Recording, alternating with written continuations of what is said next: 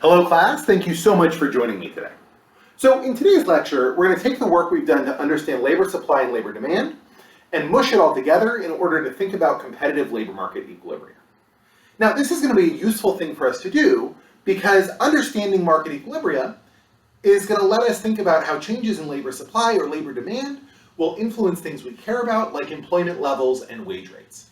We'll also be able to do slightly more thoughtful or sophisticated analyses where we think about things like how a change in supply or demand in one labor market is going to affect linked or associated labor markets, right? So think about things like how a change in labor demand in one city is going to affect wages in a different city, or how changes in the supplies of nurses is going to affect demand for doctors, right? And wages and employment levels for doctors. So that's what we're going to try to do. I also want to take a moment today to talk about what it means for labor markets to be competitive and think a little bit about the degree to which we're willing to accept competitive labor markets as a reasonable model for the real world. So, as you might remember, what it means for a labor market or any other market to be competitive is that you've got lots and lots of buyers and sellers, all of whom are buying and selling identical stuff, and none of whom have any ability by themselves to influence the price of the thing that they're buying or selling. Right? So the idea is that if we want to think about the market for wheat, we've got thousands and thousands of wheat farmers, we've got thousands and thousands of grocery stores, flour mills, individual customers, all of whom are buying or selling wheat. The consequence of which is that if I'm an individual farm and the market price of wheat is $3 a bushel, I'm not going to be able to find anyone who will buy my wheat for $3.01 a bushel. Because no one cares that it's mine, right? Mine isn't any more valuable than anyone else's. They can go get as much wheat as they want from someone else for the price of $3 a bushel. And likewise, right, if I'm a buyer of wheat, if I'm Costco and I want to make Costco brand flour, if the going price is $3 a bushel, I won't be able to find anyone who will sell me wheat at $2.99 a bushel. Right, at its most extreme, this is what competitive labor markets mean, is labor markets where no one has, or any markets, right, it's markets where no one has any power at all to set the price. Prices emerge out of equilibrium conditions, right? Out of essentially competition between suppliers and demanders, pushing until the number of products supplied equals the number of products demanded. So the first thing I want to do before I dive into the real analysis today is to think about whether this seems like a reasonable model of the labor market, right? What we're saying when we say that labor markets are competitive is that you've got lots and lots and lots of employers who are basically interchangeable. You've got lots and lots and lots of employees who are basically interchangeable. And as a consequence, no employer can ever get anybody to work for them if they offer them even a small amount less than whatever the going market wage is for whatever type of work they're hiring for. And likewise, right, no employee should ever be able to get anything more than the market wage because, no employer is going to preferentially hire one person over a different person. Right, if I offer to do a job for $50, $55 an hour, and you're going to do it for $54 an hour, someone will always pick you. So I think in a big picture sense, this does not sound like most people's experience of labor markets. Right? This is a strangely disconnected model from most people's experiences of labor markets. First of all, when you're buying in a competitive market, you generally don't even know who it is you're buying from or who it is you're selling to. Right? You go to the grocery store and you buy potatoes, you don't have any reason to care which farm sold you a potato. People tend to know who their employer is, right? Who they work for. And employers tend to know who works for them as well, right? These relationships are much more personal and much more direct. Likewise, in a competitive market, if one particular person stops selling to you or refuses to sell to you, it makes no difference for your life, right? You just go buy or sell from someone else.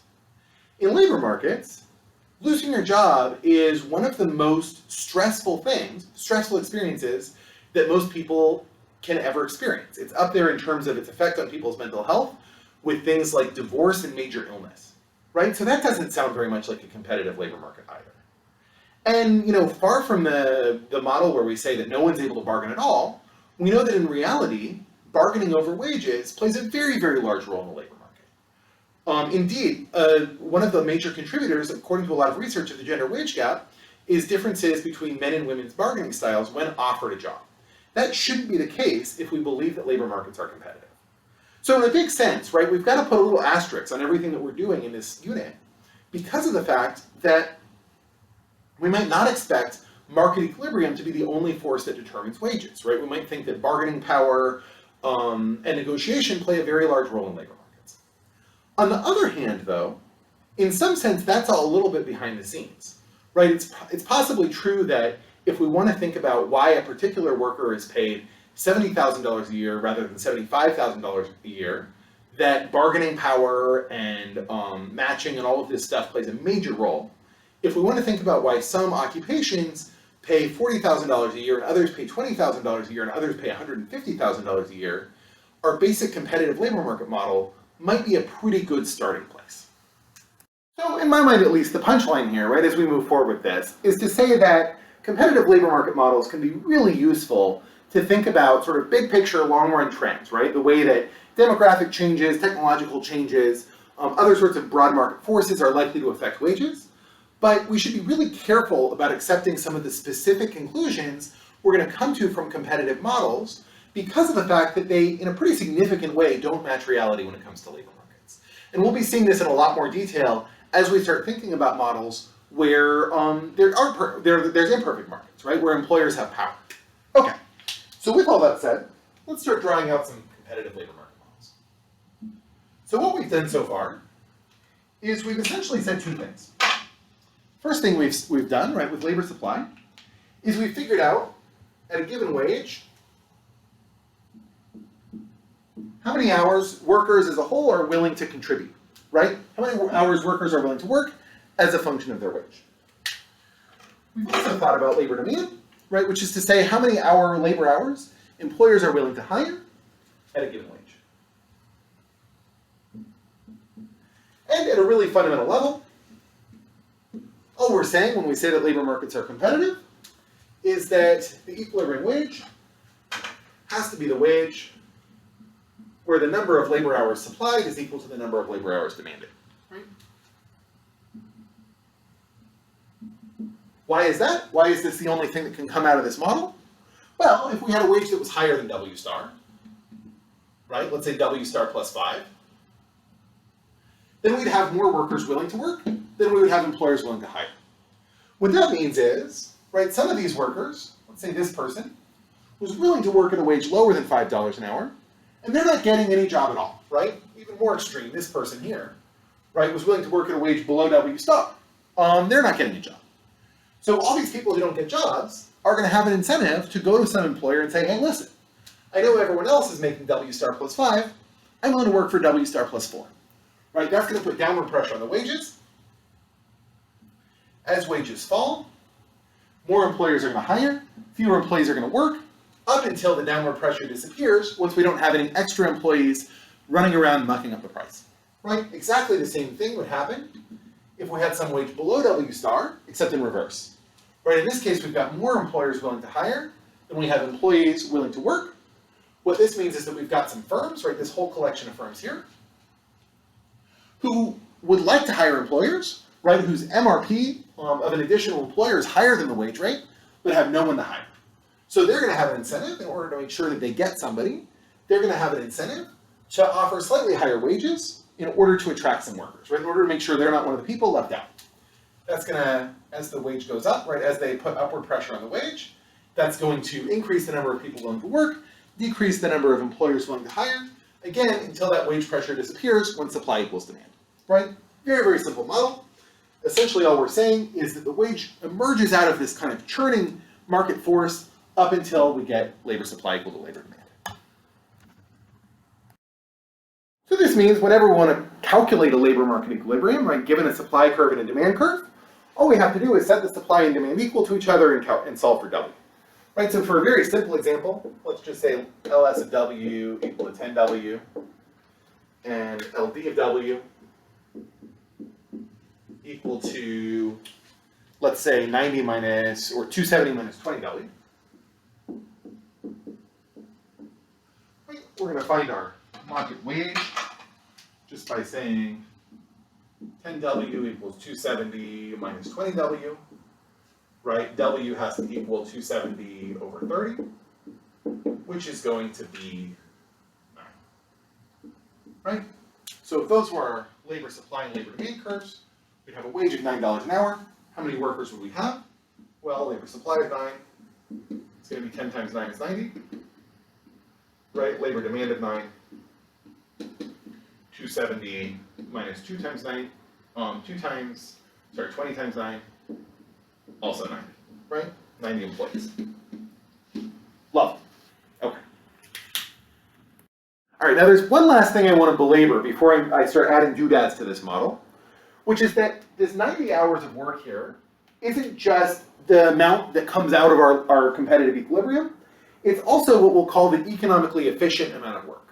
And what this means is essentially that if workers worked more than 90 hours or less than 90 hours, there would be in some sense an aggregate loss to society, right? The 91st hour isn't worth working, and the 89th hour is. So to understand this, right, to see this concretely in the case of labor supply, or labor market equilibrium, let's remember where our supply curves and our demand curves came from, right? We said when it comes to labor supply,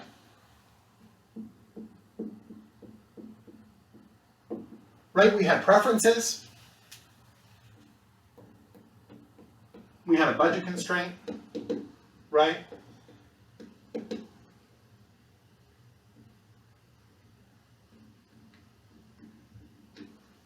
And essentially what we did is we said that we're going to work our optimal number of hours when our MRS, which is equal to du dl over du dc, sorry, our MRS in terms of L and C,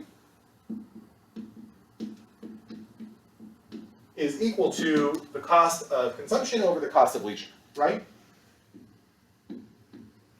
So what this is telling us is that our choice about how much to work is going to be made by us working every hour where the value we get from that hour of work is greater than or equal to the value we get from the consumption we could buy with whatever we produce, right, with our wage rate.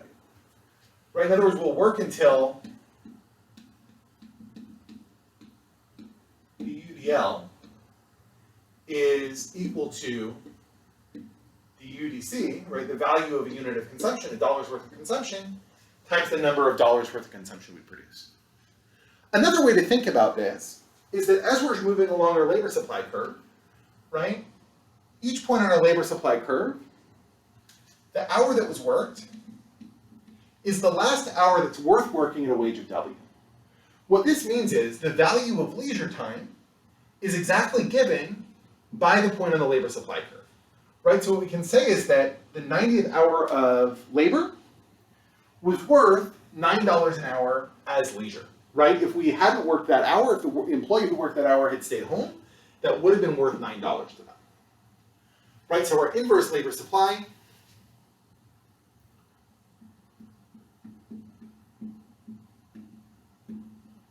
is going to show us the value of leisure.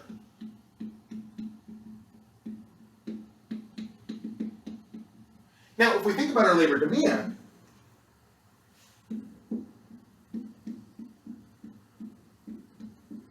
right, we found our labor demand curve by saying that our price times the marginal product of labor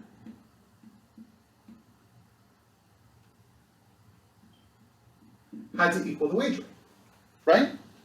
In other words, we're going to hire up until an additional worker is going to produce W's dollars worth of stuff, right? W dollars worth of merchandise. So every point on our labor demand curve is essentially telling us the value of the stuff produced by a worker working this hour. So what it means that labor demand is equal to 90 at a wage of 9 is that this 90th labor hour produced $9 worth of stuff, right? Stuff valued by consumers at $9 an hour. Labor demand, in other words, gives value to consumers of output. So if instead of working 90 hours, workers had worked 80 hours, the loss to society would come from the fact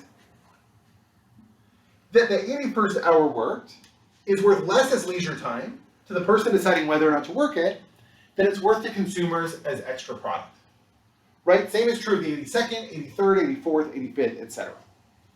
And likewise, right, if they worked more than 90 hours, then the extra output being produced by the 91st hour of work, or 92nd hour of work, or 93rd hour of work is going to be greater than the value to, it's going to be less, right? The value of that output is going to be less than the value to the people working of that leisure time.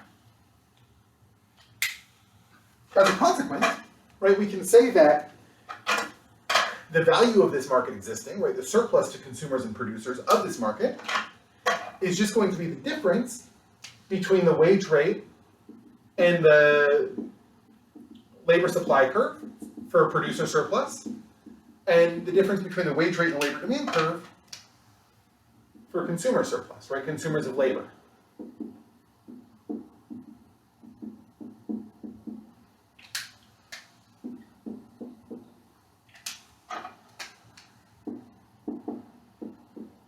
Why is that? Because for each of these hours, right, this difference is telling us the difference between the amount that a producer is actually getting, right, the $9 that the producer is getting by selling an hour of their leisure, and the dollar value of the leisure to the person selling. Right? Likewise, the difference between this curve here, which is our marginal revenue product curve, and the wage rate is telling us the difference between the revenue earned by the employer from hiring an extra worker and the cost of that employer of hiring an extra worker. So the last way we can see, right, that competitive labor markets are efficient is the fact that if we had more or fewer than 90 people working, right, our total surplus, right, our consumer surplus plus our producer surplus would have to shrink, right? We would be adding negative consumer and producer surplus by going past 90. We would be missing out on consumer and producer surplus by stopping before 90.